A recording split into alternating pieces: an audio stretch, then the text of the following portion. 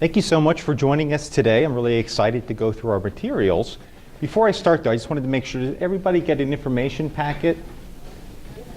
If anyone needs one, I actually have some extras too if there's anything that catches your eye. The one thing I'd like to show you though is on the right-hand side of the fold-out. I have all of the slides from today, so you could either follow along on the television or they're all in here as well. And because I'll probably forget, at the very end on this pink sheet, there's some feedback that you can leave for us and let me know if anything was helpful or if you wish I would have talked about some other things so I can try to improve this in the future. You can also sign up for our newsletter. So Anderson Elder Law prepares a newsletter that goes out monthly. It includes links to some popular updates that affect a lot of our clients and people who are similarly situated to our clients about updates to the law. And with that said, I'll talk about myself just a little bit. I'm relatively new to the field. I'm kind of the second wave of elder law practitioners to go through. And I'm really excited to have joined Anderson Elder Law with Linda Anderson, who is really one of the attorneys who forged this type of practice in Pennsylvania. So her and a few of her colleagues across the state really have worked rather collegiately to try to incorporate many different styles of traditionally disparate estate planning techniques into the singular focus of dealing with the issues that many of us might face when ourselves or loved ones age. As the practice has matured, we've also started to incorporate non-legal disciplines within the law firm as well. So we have a gerontologist on staff. She's a social worker, and we really work closely with our families on trying to find the appropriate level of care for our clients and the loved ones, and then provide the legal services to make sure that everybody's protected as much as possible. So that discusses a little bit of what's on this first slide. So elder law attorneys, oftentimes you might see this term and you might wonder, how does our practice differ from traditional estate planning? And a lot of it's just our goals. So we work closely with our clients on identifying not just what happens with money or property, but what happens to me or what happens to my spouse or to my children if something were to happen to me and I might get sick.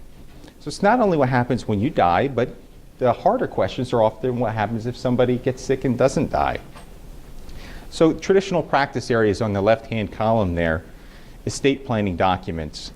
And these are things that are pretty common, powers of attorney, wills, or potentially even living trusts. Many attorneys can prepare these, but with an elder law firm, some of the issues that we're going to try to focus in on in our conversations with our clients will be a little bit more specialized. Estate administration. That's the practice of really just what happens after somebody passes away. After somebody passes away, an estate is created, and an estate's pretty much the continuation of a person, but it's not the human anymore, it's just what they had collected and owned. Trust administration works very similarly to an estate administration, but it just deals with a trust. And a guardianship. I'll talk about guardianships a little bit more. I'm sure you've probably heard of them, but they really parallel power of attorney. It's just another functional tool on having a decision maker if somebody's unable to make decisions for themselves. On the right-hand column, the specialized practice areas. This is where we really pull together our traditional tools for a more focused approach. So financing long-term care and public benefits. That's really the meat of what we do on many of our clients' issues. It's what happens if somebody gets sick and they might need to either seek skilled nursing care in a facility or get care in the home. Special needs planning. This is really an emerging issue in the law right now, and special needs planning covers a really wide range of individuals who might qualify for certain types of assistance from the government or even some charitable entities. And the coordination of financial, legal, and medical issues. This is really that last component where I said we're starting to incorporate social workers in the elder law practice to really bridge the gap between the legal world and the traditional medical world. And we're trying to really find a one-stop shop location where clients can come to and hopefully get trusted advice to guide them through the process as we age. So I'll start right at the beginning, the traditional estate planning issues. A great set of documents. And so when we look at the client's issues when we come in, pretty much every person, whether they're in their 20s or in their 90s, could benefit from having a review and actually signing estate planning documents. And so the four big ones, kind of starting actually in order of importance, are general durable power of attorney. And general durable power of attorney can also be thought of as a financial power of attorney, a healthcare power of attorney, the living will, and a will. So I'll talk about each one of these a little bit more in detail. So general durable power of attorney, I'll just define that term. It's kind of funny, I talk about these things all the time. The terms make a lot of sense to me, but I've started to realize that attorneys have come up with a lot of legalese, and I think it's just job preservation. So general, that's more of a buzzword. It means it's a very comprehensive document that's going to cover most decisions that people might need. Durable, talk about that in a second. And power of attorney. So what is a power of attorney? A power of attorney itself is the actual document that grants a person authority to make decisions. I think of it, though, like an agreement. So it's a formalized agreement, almost like you have a contract, but this agreement is very different. The first party is a principal, and the principal is simply the person who's going to grant authority to somebody else to make decisions on their behalf. The power of attorney, like I said, is the document, and then the agent's the other party, the person who's accepting the duty to make decisions on behalf of the principal. Now, just like a contract, a power of attorney, in a sense, is fully negotiable, except it's not really a negotiation. The principal always has the upper hand. At any point, the principal who makes a power of attorney can revoke this document. The principal can hire and fire agents, if you will, because since it's revocable, they can always appoint different agents if they're unhappy with the way that their agent is acting. And the principal always has the last word. So although it's a sharing of authority, the principal is the person who's granting authority, sharing authority with their agent to make decisions for them, and they can always override the decision of the agent. Now, looking at it from the other point of view, the agent, whenever they're acting on behalf of the principal, they owe a duty to that principal when they're making their decisions. And their duty can be summarized really as acting in the best interest of the principal. But even more specifically, when the agent makes decisions on behalf of the principal, they need to do so by making the same type of decision that the principal would have made if they were able to or present to make that decision. And I always use the example in the healthcare context of my father and I. So if anybody would really describe the type of care that my father and I would take care of ourselves, it's probably rather poor. We're a little bit late to visit the doctor's office if we're sick. And I think I would have to actually be unconscious for somebody to take me there. And he's the same way. But whenever we talk to each other about it, our first thing, Dad, just go to the doctor. Or Josh, go to the doctor. Now, in that case, when you're acting as your agent, you'd be okay to actually authorize Dad to go visit the physician's office. But when you're actually deciding upon the type of treatment that one or another might receive, the agent is supposed to make the same type of decision that the principal would have. So if he's stated to me, look, I don't want to have extensive barrages of tests just for experimental reasons, well, even though I think it might make sense for him, I'm really supposed to make that same decision that he would have. And I really just want to kind of illustrate the fact that a power of attorney is that agreement based upon the wishes of the principal. Contrasting that to a guardianship, what is a guardianship? A guardianship is another avenue of having an appointed decision maker to make decisions on behalf of somebody else when they can't. So what's the big difference? Why would you care about one versus the other? Where the power of attorney was an agreement, it's at the behest of the principal. You always have the decision, who is my agent going to be? The guardianship, on the other hand, is an adversarial court proceeding.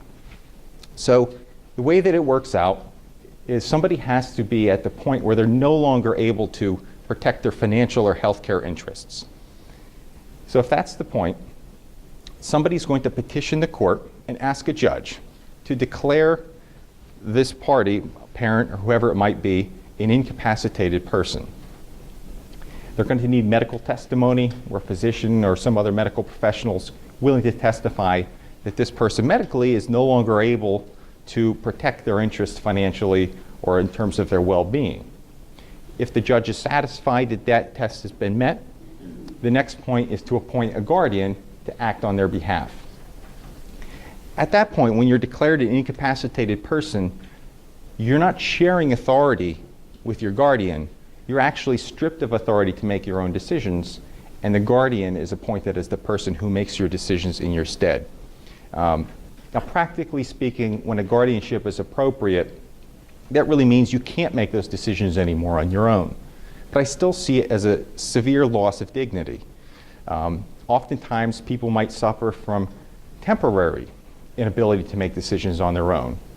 You might have a stroke, but then a stroke victim, oftentimes through rehabilitation, can improve to the point where, once again, they can manage their finances or their well-being, or at least be able to have a lot of input into it. If that were to happen, however, and a guardianship proceeding went through and the patient was determined to be an incapacitated party by the court, and the guardian was appointed, the person who had been appointed a ward would actually have to go back to the court and prove that they had regained capacity to the point where the judge would nullify the guardianship. Now, it probably sounds like this is pretty time-consuming and expensive, and it is. So not only are guardianships a loss of dignity, but they're time-consuming, they're expensive, and there's a lot of judicial oversight in terms of what the guardian does. There's times when that is appropriate, but in the family setting, oftentimes the power of attorney is just much easier to work with. And like I said, it's always a sharing of authority. The principal who creates the power of attorney appoints who they want to act as their agent. It's not what the judge believes is appropriate, it's what they find is appropriate. So about the other types of power of attorney now, like I said, the general durable, I think of it like the financial power of attorney.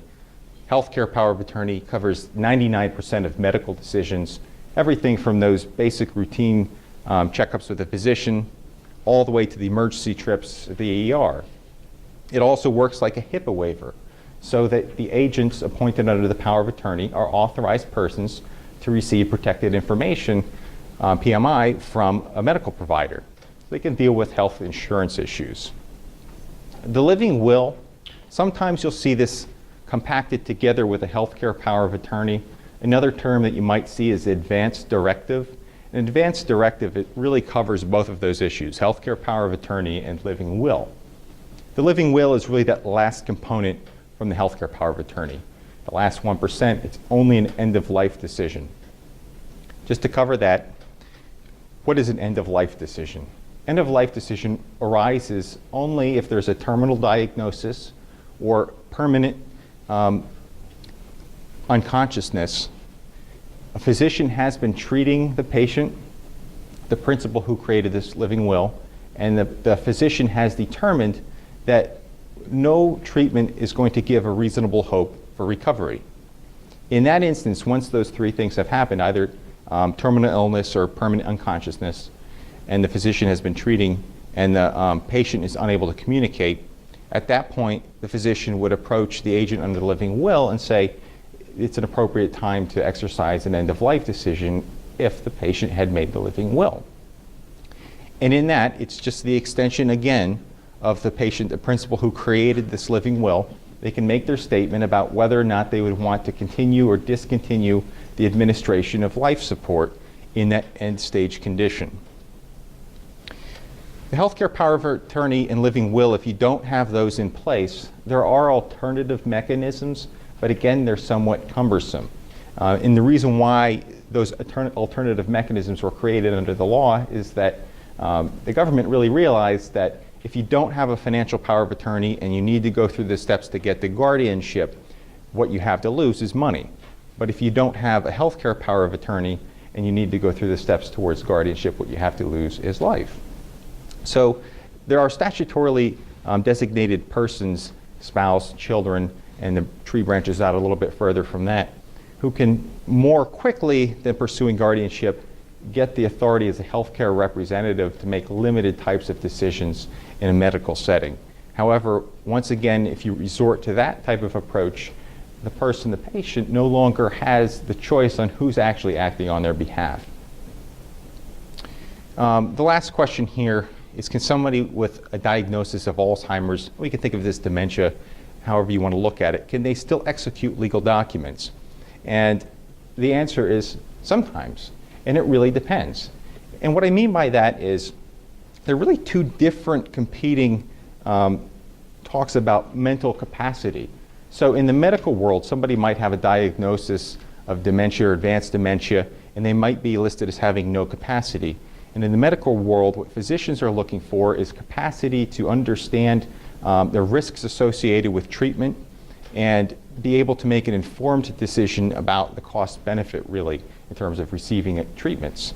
In the legal world, we talk about legal competency. And so the capacity versus competency can actually be a different test. So it's a similar approach, whether or not the principal or the client can understand the legal risks associated with creating documents, what's involved in the documents, and really how extensive the type of work that they want to do is. So if they had already had a will in place and left their estate equally amongst children, and then after having a diagnosis of dementia, a child brings a client into an attorney's office and says, Mom wants to update her will, and guess what? I'm going to receive everything, and my siblings are getting nothing. It really raises a lot of red flags, and oftentimes that client, the attorney might determine, doesn't have the legal competency to truly understand such a radical change of their prior wishes. So I guess the short point of what I'm saying is, even if somebody does have Alzheimer's or advanced dementia, and you realize that they don't have any powers of attorney in place, there's nobody authorized to make legal decisions on their behalf, it's still not too late. Guardianship might not be the only answer. So a little bit more about the powers of attorney. I guess I kind of gave a preview of what's on this slide. What is a power of attorney? It's that legal document evidencing the agreement of a sharing of authority between the principal and the agent. What is not a power of attorney? Believe it or not, a spouse automatically is not a power of attorney. A spouse does not have the legal right to make many decisions concerning finances or property for their spouse. Now, there's many types of arrangements that might accomplish the same sort of thing. So if you own a joint bank account with your spouse, both of you are authorized to make withdrawals from that account. But if your spouse had a separate bank account and they developed some type of dementia and were no longer able to manage it on their own, the healthy spouse legally doesn't have the authority automatically to make decisions about that account. And the spouse would actually need to have a power of attorney in place for that. And the same goes in the healthcare setting. In medical settings, depending upon how long you've been a client, what type of community you live in, all of those things might factor in practically in terms of whether or not administration and physicians interact with the spouse. But from a very strict black and white legal perspective, the spouse does not automatically have the authority to make decisions for their spouse. And of course, you know, going down the list, children, and so on and so forth, they wouldn't automatically have decision powers over their parents either. What makes a great power of attorney? So we've talked about kind of the mechanics of powers of attorney. I'd like to start with something that's not on the slide, a little bonus, I guess. Durability, that term that was in general durable power of attorney. So what does durability mean? It makes a little sense to kind of go back to the history of powers of attorney. So powers of attorney, as we're talking about, it's more in the family or friend setting, where a principal, a person, you or me, is just deciding to share authority with our spouse or our children perhaps. But they started out as a business instrument. And the way that it might play out is you might have a president of a company, and perhaps he or she decided that they were addicted to sitting in their chair and couldn't walk to the boardroom. So instead of going to the board meetings, they might decide to appoint an associate or a secretary to go on their behalf. Now, that person who would be appointed to go to the boardroom, the board meeting, and make decisions, technically were an agent under power of attorney. Now, in that type of relationship, although it had a very practical business purpose, the president might have decided, you know, there's no point in having this authority extend forever, because if I develop the incapacity to go, I don't want this person to continue to run the company. You know, there are different types of procedures for succession then. But if a power of attorney lacked any power after incapacity, it doesn't really help us in the family setting. It's exactly when we need it. When we're unable to make decisions on our own to protect our financial and medical welfare, we would want somebody who we trust to do that. So durability simply means that the power of attorney agreement survives a declaration of incapacity.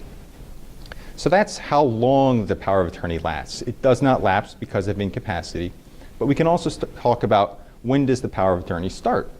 So a power of attorney can really start either immediately once the document's signed, or it could just be kind of waiting for something to happen, a certain contingency. And the most common contingency is having physicians determine that the principal is incapacitated.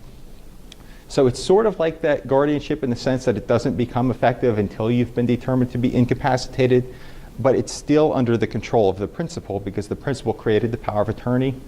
They limited it in any ways that they wanted it to be limited, and they've appointed the agents who they've chosen. They call that a springing power of attorney. So essentially it's waiting and it just springs into action upon the contingency that you've placed in there. We do ours in a sense when we do springing ones, you have a couple other decisions. So you might decide, hey, between my spouse, I want it to be immediate. So that if one of us is on a business trip or just out of town or just doesn't feel like going to a real estate closing, my spouse can go and sign on my behalf. But the kids, let's have them wait until I've been determined to be incapacitated. So it's kind of a hybrid approach. And then there's also a little way to still trigger it before a physician coming in and determining capacity. And that's just having another little page at the end where the principal can say later in life, all right, it's time for it to be immediate, and they just sign off, and then we no longer have to wait for the physician. Choice of agent. This is really probably the most important part of a power of attorney. And whenever I meet with a client and we're kind of discussing who we're going to appoint as their agent, think of it like job interviews. Because you have a job that needs to be filled, and that's a person who's going to make decisions for me, take out legal action on my behalf if I'm unable to do this. And you want to pick the best person for the job. Not necessarily the oldest child, maybe not even the child who's closest, but who's going to do the best job. And you look at them in their personal life. So if my parents are trying to pick somebody and they looked at me and they're like, Josh, you have severe gambling problems, you've got all types of issues, you're just wandering around, you can't manage your life. I'm not the right person to pick then. Perhaps my sister, if she has all of her financial affairs in order, and you look at the two of them and say, okay, who's going to do the best job? Who does the best job in their life? That's who I want to do this job. So that's why I say it's like a job interview, and that choice of agent really is the most important person, because although a power of attorney, an agent under power of attorney can do a lot of good on your behalf, if you pick the wrong one, it's potential that they could actually harm you. Say you have several children or several different people who you might want to act on your behalf, you can appoint more than one to act at the same time. And when you're doing that, appointing joint agents, you can either appoint them in the capacity where they have individual authority, so that either one of them could write checks to pay bills, or you could say, I want them to always agree.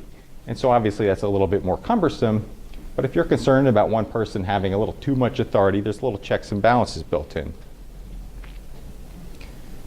Gifting authority. This is really the most controversial power within a financial power of attorney. And so gifting, when I talk about that, it's not for the purposes of what we traditionally think of as gifting, birthdays or holidays. Instead, it's really a tool that we might use as an elder law firm working with our clients to protect assets. And I'll talk about that a little bit more when I talk about Medicaid. But gifting in this setting, really what it is if you have a chunk of assets and there's a government program that you might become available for in the future that has a resource limit. So they say you can only have a certain amount of resources in your own name, whether it's bank accounts or property. How do you reduce that? You can either spend it on medical costs, or sometimes you can divest yourself on purpose through the use of gifting. Gifting could be simply a transfer of money to a child, or oftentimes it's more appropriate to use some other type of intermediary device like a trust. A trust I'll talk about in more detail, but that transfer of assets from yourself to that other party, whether it's a person or more likely a trust, is a gift. It's an uncompensated transfer. So you can create limits in your power of attorney about this gifting authority. It's talking about it a little bit, there's really three different types of gifting. No gifting, that's obvious. Limited gifting, it's a term of art, and limited gifting is the default. So if a power of attorney simply said, I grant to my agent the authority to make gifts on my behalf, they have limited gifting power. And what does that mean as a term of art? It's tied to the federal estate tax gift exclusion rate. So each year, the federal government re-examines the federal estate tax implications, and currently a person can give away up to $14,000 per year per person and not have any type of adverse consequence for federal estate tax. Now, you read about federal estate tax a lot in the newspapers and magazines. That's pretty much the main death tax that gets talked about. Unfortunately, it's not the one that most people deal with. So the federal estate tax currently has a bottom limit, meaning that this many assets can pass without being touched by the tax, of $5.46 million.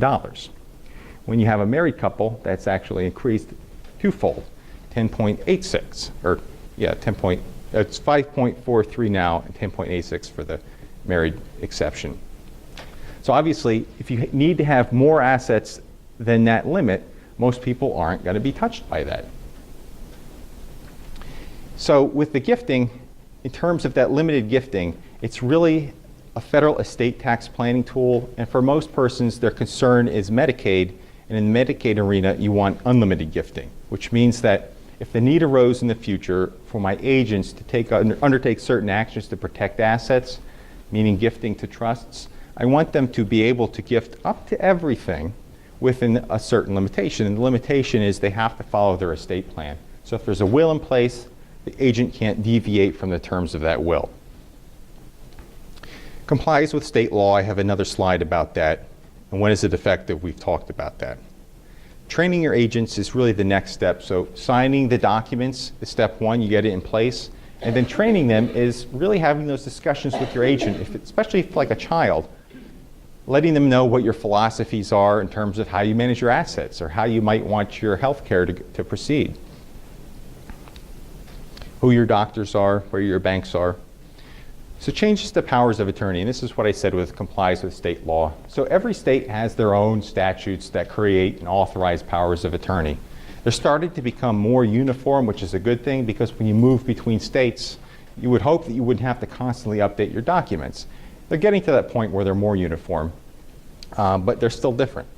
So Pennsylvania just recently updated their financial power of attorney law. It passed July 2nd, and the behind-the-scenes changes happened then, and then the front of the page changes all became effective on the 1st of this year. So how does that impact anybody who has a financial power of attorney already? Well, in terms of the document that you have, it's grandfathered in. If you sign a document after the 1st of this year, it has to comply with any of these changes. Why did they make this change? It was really kind of a compromise because financial institutions had started to become liable when fraud had occurred. So for instance, somebody might convince an older adult to sign a power of attorney, trick them into signing it. They would take that power of attorney, clean out their bank account, and when anybody found out about it later, say a child later on found out what had happened, even if they prosecuted and found this person criminally liable, the money was gone. And that didn't sit well with people, so they started to look to the banks and say, why did you accept this? And the banks, even in times when they had no knowledge of the fraud, had no reason to suspect it, were being found liable and they'd have to repay these funds. So as a consequence, the banks were saying, we're not accepting this. If you have a power of attorney, we don't care, we're not dealing with you. So the law change was a compromise. Third parties are now required to accept powers of attorney when they're presented, but as a consequence, they can't be held liable if there was actual fraud that they did not know about. The second part of the list talks about the front of the page changes for the new powers of attorney. So if you do sign a power of attorney, updated notice, updated acknowledgments, those are kind of boilerplate sections that every power of attorney needs to have. The notice is sort of like a siren on the document that's supposed to alert the principal that, hey, you're signing a powerful document. It's a power of attorney. If you're not meeting with your lawyer, you should probably review it with them. So if somebody presented you with this document and they said it was for shoveling snow, they're probably trying to blow snow. Signature formalities. What that means is that the documents, the financial powers of attorney, now need to be signed by the principal, signed by the agent to accept the authority, witnessed by two independent individuals, meaning that they can't appear in that document, and preferably they're outside of the family, and then notarized by an additional. So it has to be a minimum of 5 people signing these now. A lot of attorneys' offices were doing these differently, where they'd actually only have 2 people from their office come out and sign, both as witness and one would be a notary. If they continue to do that, those documents are actually invalid. Modifiable agent duties and specific language requirements for estate planning and maintenance. Those 2 topics are the biggest changes to the front of the page, and are the ones that really require the most specialized conversations with the estate planning attorney. And modifiable agent's duties, just real briefly, there's certain default duties that an agent owes to a principal. One of them might be, how do they hold title to assets?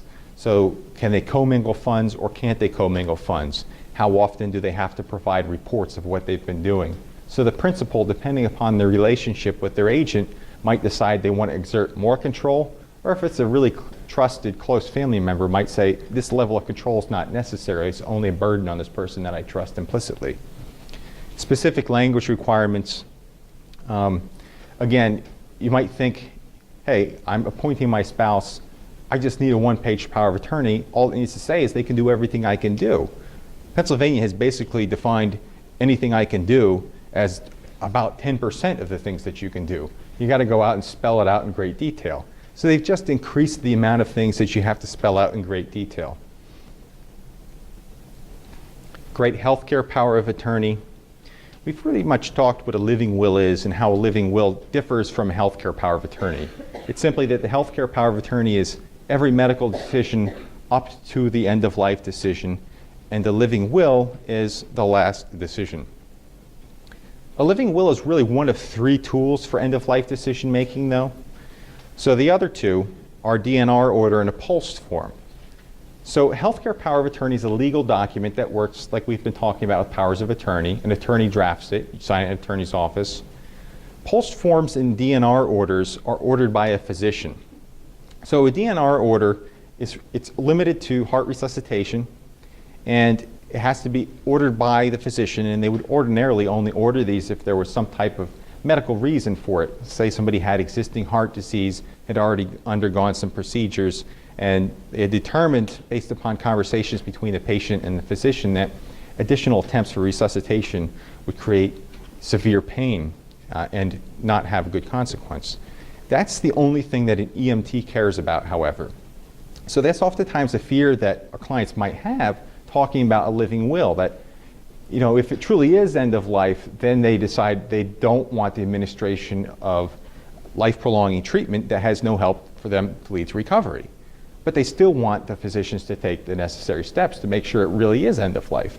So they wonder, what if I have this at home and EMTs find it? Are they just going to leave me there? And the answer is no. You could have this tied to a necklace around your neck, the living will, and the EMTs are going to rip it off. They don't care about it. It's not the DNR order. So the DNR order is actually registered by the physician with the Department of Health. Department of Health will provide a bracelet and a wallet card. Those are the DNR orders. That's all EMT cares about. The POST form is kind of the middle ground. It stands for Physician's Order for Life-Sustaining Treatment, and it's a change of the current medical orders on file at medical centers. So it's an agreement between the physician and the patient in this case. So they discuss, based upon the patient's current medical condition, whether or not certain types of life-sustaining treatment are appropriate, even before it is truly that end-of-life situation. So you really have those 3 different tools. The living will is the one that requires the least amount of current information. How are you doing right now? It's really just, at the end of my life, if I know that there's no hope for me, do I want to be on breathing machines and artificial tube feeding? This last little bit here, copy delivered to primary care physician. This is a very personal decision many people have. We've separated out our healthcare power of attorney from the living will, and one of the reasons is very practical.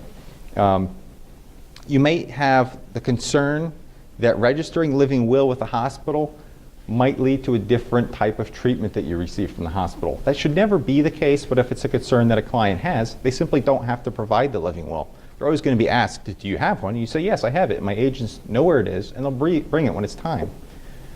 But then from the family perspective, for your agents, this is never an easy decision to make. So although children might know how parents would want the treatment to be, actually making that decision is incredibly tough. So the way it might play out could be very businesslike, where a physician would simply approach the agent under a living will and say, we believe it's the end of lifetime, and are you ready to exercise the decisions under the living will? If the documents are already on file, there's a little bit more pressure. If the document's at home, the agent can simply say, well, I can't make it right now, I don't have the paper, let me go home and get it. And in the meantime, if they want to, they're entitled to seek as many second opinions as necessary to find out that it actually is end of life, or simply just to seek strength and hope from other loved ones, other children, before coming back and making that final decision. So the living will is not the emergency document, that's the healthcare power of attorney. What makes a great will? I've talked a lot more about powers of attorney than I'm going to talk about wills, and the main reason is they're the documents that say what happens to somebody while they're alive. I think they're the most important documents to have. If somebody only had one, they said, I'm only signing one time, I think the best document to sign is a financial power of attorney, because it's the one that if you don't have one in place, you can suffer a lot of consequences, and the only other alternative is a guardianship. With a guardianship, you might not get the person who you would have thought would be the best during that job interview. So what is a will? What is not a will? It only governs probate assets. So these are terms you might have heard about before. Probate. Probate's kind of a dirty word that you're not supposed to talk about in Pennsylvania. It's not that bad anymore. So there was, I'd say 15 years ago, a big push for living trusts because they'd avoid probate. And why should you avoid probate? Because why not? It's a horrible thing, right? Well, it's really not so bad. What's probate? It simply means prove a will. So your executor takes the will to the courthouse. They get sworn in as the executor. They pay a small fee, which is, depending upon what county you're in, it could range from $100 to a couple $100. And that fee is dependent upon the amount of assets in the estate. After that, the estate administration mirrors almost very closely to trust administration. Advertisements have to occur, inheritance tax returns have to occur. So simply avoiding probate is not always the main goal. That being said, probate versus non-probate, it's still important to understand the difference between those assets. So I think of them really in terms of a continuum. When somebody passes away, the law has to figure out how are we going to divide up all these assets. So we pretend that person dies a couple times. So the first time they die, any type of asset that has a beneficiary designation like life insurance or an IRA or 401k, Keogh account, any of those things, that's going to pay out to the designated beneficiary on the account. You also have joint property, perhaps two people, a child and a parent, own a house 50-50. They're joint tenants with the right of survivorship. It's a very special type of ownership. What it means is upon the passing of one of those parties, the remaining party owns it in the entirety. So that happens before probate. So it's another non-probate asset. So lastly, we get the probate, and that's everything else that hasn't passed by means of beneficiary designation or joint ownership. So a will covers probate assets only. If you said in your will you had two kids, Josh and Amanda, that's my sister and I. So you say in the will, Josh is going to get everything in our estate. Maybe Amanda's been nasty to my parents. But on their IRAs and their life insurance, I had been mean in the past, so they had named my sister as 100% beneficiary on all of those accounts. It doesn't matter what the will says, all those non-probate assets are paying out separately from the will. So this last one here, what makes a great will estate plan? Really, it's coordinating all of those non-probate and probate assets and making sure that the will is simply part of your estate plan and that your wishes are all kind of thought of together, so your goal is still accomplished. Your non-probate assets have to work in conjunction with your probate assets. As usual, I packed a lot of stuff in here, so I'm going to cover the big, important ones. Financing long-term care, understanding the continuum of care. This gets into the point where I talked about really our law firm trying to coordinate legal services with the more medical side of things in terms of how we're receiving care. So in the past, we might have thought of two living situations. I'm living at home, and when I get so ill that I can't live at home, I go to the nursing home. But there's a lot of coverage in between that either people aren't aware of or just think they can't afford. Home health care is obviously the least amount of disruption for your life. You're still living at home, you're just paying to provide care in the home. And home health care could range from everything from an hour a week to 24-hour day care every day. Adult day services, there's a lot of different programs. Each of these vary by the community, but essentially it's an out-of-home situation where an older adult receives custodial type care outside of the home. Assisted living is an outside of the home setting where a person is on a range of independence. So assisted living can look very independent, or it could look almost like nursing home level of care. They're technically not providing medical care, they're providing assistance with activities of daily living, bathing, feeding oneself, those sorts of issues. And then really the last place is the nursing home. So this next component, understanding the possible funding sources for long-term care, is where the continuum of care gets really complicated. All of those things on the continuum of care, home health care, adult day services, assisted living, nursing home, you could pay privately for. But there are also ways to get outside support to cover the costs of the care. Medicaid, which is the second one on there, is ultimately going to be the payer of last resort. What I mean by that is, for nursing home level of care, if you've met the medical need, meaning you're placed in a nursing home, income, meaning you simply don't earn enough per month to pay for nursing home, which most people don't because the average cost is, in Pennsylvania, the average cost is $8,900. Down in southeastern PA, it's more $10,000, $11,000 per month. And the last component is your resources, the amount that you have in the bank. And it's a big, complex calculations that go into that. Medicaid will step in and they'll continue to pay the monthly bill once you're unable to do that. Medicaid traditionally, however, does not pay for those other steps along the continuum of care, but that's starting to change. In Pennsylvania, we now have programs called the PDA waiver, stands for Pennsylvania Department of Aging waiver. They pay for in-home health care. It's not as easy to get as in-facility care. It has to be skilled nursing level of care at home, but because there's budgetary concerns, they come out and they'll rate your level of need. So an older adult might benefit from having 24/7 care, but they might only be approved for 4 hours a day, for instance. Medicare provides limited coverage for these steps along long-term care living. Medicare is traditional insurance. Medicaid is an entitlement needs-based benefit. Veterans benefits, there's two different pathways for receiving monthly income from the Veterans Administration. Number one is compensation. That's based upon injury during wartime. Pension, on the other hand, is based upon financial need. So in order to receive pension from the Veterans Administration, the veteran or their spouse or other eligible individuals, the veteran must have served during wartime but did not have to be injured during wartime.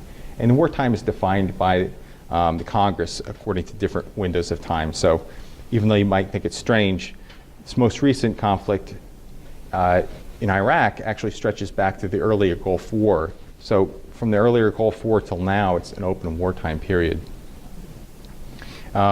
The VA pension has several different levels, and it all depends upon the amount of need, both income-based and medically, that a veteran or their spouse might need. So depending upon the need, it can range from as below $1,000 to just eclipsing $2,000 a month.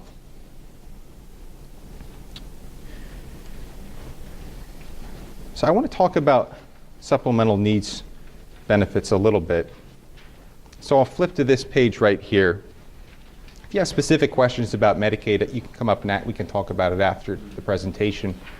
So supplemental needs trusts, before I talk about them, it's important to understand what a trust is. And so a trust is simply another type of testamentary device, really. So it's I think of them like companies. So you might have a corporation, and you might have heard that a corporation's like an individual under the eyes of the law. So a corporation can own assets, it files tax returns, it can sue people and get sued. It also provides protection to those individuals who work in the corporation because they're working under the auspices of the corporation rather than on their own behalf. A trust is really the same sort of thing. It's just a different type of arrangement. So a corporation, if it's a business that has a goal to carry on that business, whether it's a law firm and they're out practicing law, or set up as a university and they're providing education. A trust has a different type of goal, and the goal really is to own assets according to certain rules that the person who created the trust has in place. So the types of trusts that we oftentimes deal with are either for protecting assets from the costs of long-term care or protecting assets for individuals who suffer from some type of disability. Those tend to be what we refer to as our supplemental needs planning clients. So the types of supplemental needs approaches that we might have, the most common is really a beneficiary who might be receiving SSI. And so if anybody has a loved one who is receiving SSI now, you probably know that the SSI program limits, in order to receive the SSI monthly benefit, that claimant can have no more than $2,000 to their name. There's a couple of different things that go into with exceptions for SSI with the resource assessment, but obviously if somebody who's receiving SSI also received a large inheritance, suddenly their resources are way in excess of that $2,000. Receiving that's going to discontinue the SSI benefit and then also those associated Medicaid benefits during that period of time. They're going to have to spend down that inheritance until they fall below the limits again and get back onto the system. So aside from losing that inheritance that could have otherwise been used for other purposes, they also have to go through all the administrative burden of figuring out again how to get back into this system that I was in before. So the way that a supplemental needs trust works is it's that same type of device. It's like an organization that's set up for a specific purpose, simply to own assets for the benefit of the individual who's receiving some type of government benefit or sometimes charitable benefit to deal with a disability or some other type of special need. The funds within that trust can be used for the benefit of that beneficiary, the claimant for SSI, for instance, for any type of reason that's not going to disqualify them from receiving their government benefits. So you've created a situation where they now have two sources of funding to improve the quality of their lives. The important thing with those supplemental needs trusts is simply creating one is only the first step. Funding it is the next step. And funding is where it oftentimes gets very tricky because you have two different types of them. There's first-party and third-party trusts. An easy way to think about that is simply the source of those funds. So oftentimes when we're thinking about people who we care about, it's if I wanted to include them in my estate plan, if it's a child, for instance, I don't want to cut them out, how do I leave funds to them in a way that won't disadvantage them? Well, an easy step is simply having in your will that any funds that pass to them through your will would go to the trust for their benefit. That can either be an existing trust or a testamentary trust, which means it gets created under your will. But we talked about the different types of assets that aren't only probate assets. So all those non-probate assets have to work in conjunction with your will in order to make sure that those government benefits are preserved. So creating that trust, first step is making sure it's created either under your will or creating the trust before your passing, and then funding it, so you include it in the will, and then you also include it in any type of beneficiary-driven account. So if you have life insurance that names children, it'll name those beneficiaries outright who would not be disadvantaged by receiving this type of inheritance or benefit, and then also names the trust for the benefit of those beneficiaries of yours who might be disadvantaged through the use of SSI or something like that. Now, I said there was a first-party and a third-party trust. The first-party trust is oftentimes referred to as a D4A trust. And again, it's just the source of funding. So if somebody became disabled and they had funds that they wanted to protect, or perhaps most often this comes up in the case of accident settlement. Somebody was injured, they received some type of settlement, but they're going to need to start drawing upon government benefits immediately. Those funds, those first-party trust funds, can be placed in a first-party trust The protection works in a similar sort of way. Those funds can be used for their benefit in a way that won't disqualify them from continued receipt. The little twist is that first-party trust funds, upon the passing of the beneficiary, have to go back and actually repay the Medicaid agency. So the third-party trusts, they can work like a trickle-down will, where there's succeeding beneficiaries within the family. The first-party trusts, only first they have to pay back to Medicaid, and if there's any monies remaining, they can pay down to other beneficiaries. So oftentimes you might have a situation where you have both of these in existence. Another thing that's not on these slides that I wanted to talk about because it's not there, it's very new. They're called ABLE accounts. And ABLE accounts have recently been passed as federal legislation. They work very similarly to 529 savings accounts for education, except the purpose is like these first-party accounts. So initially they were designed to be a quick and easy way for families to set up protection mechanisms for those with disabilities, but they've been kind of whittled away at by the time they got passed into law. So they work very similarly to first-party trusts. It's a savings account that generates a small amount of interest. First-party funds can be placed there. Third-party funds can as well. However, there's a payback on that account, just like the first-party trust. So in conjunction with a good estate plan, an ABLE account might make sense in the instance where you have an individual who's still earning some income, but they have low expenses for their personal needs. So the SSI benefit is pretty much covering their living expenses, and they want to be able to save up for emergency, whether it might be a dental expense that wouldn't be covered by insurance or some other type of coverage.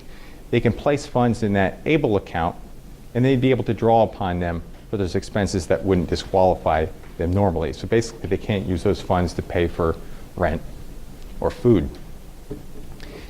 The next step for ABLE, federal government has passed it. Pennsylvania has to actually pass enabling legislation before those are created in the state. I don't see any reason, though, why they won't pass in Pennsylvania, so it's just a matter of time. A pooled trust is the last type of special needs trust. So it's another opportunity to use first-party funds. The difference with these is they have a corporate trustee, and when they say pooled, it's a pooled resource of multiple beneficiaries. So the first-party and third-party trusts are for the sole benefit of a particular beneficiary, a child, a brother, a spouse. A pooled trust, they're usually set up for people who have like-minded diseases. So if somebody had cystic fibrosis, you might have a cystic fibrosis pooled trust, and some of them are broader than that. And all the funds go into one big pot. During the lifetime of that beneficiary, they have a designated amount that's for their benefit, and upon their passing, generally, instead of those funds going back to the Medicaid system, they go back into the pooled trust for the benefit of those other types of individuals who suffer from similar disabilities. One of the neat things about those is they have the corporate trustee, who is a person who's very familiar with the rules of the programs that these types of individuals might be seeking to obtain benefits from. This big one here that I wanted to talk about poor planning is just disinheriting a special needs child simply because you know that if they receive that money, it would disqualify them for benefits. So instead of using that approach, there's a lot of tools at your discretion that you can preserve their benefits and still also provide a way to supplement their quality of life. Now, I've kind of butted up against the end of our time here. I tried to squeeze in as much as I could. I really thank you all for coming out and listening to me, and I'll be here, so if you have any questions, feel free to pop up and ask me about them. You have a lot of information in your packets. It covers some more information in the PowerPoint that we didn't touch on today. So if you run into anything that doesn't quite make any sense, my card's in there. Feel free to give me a call.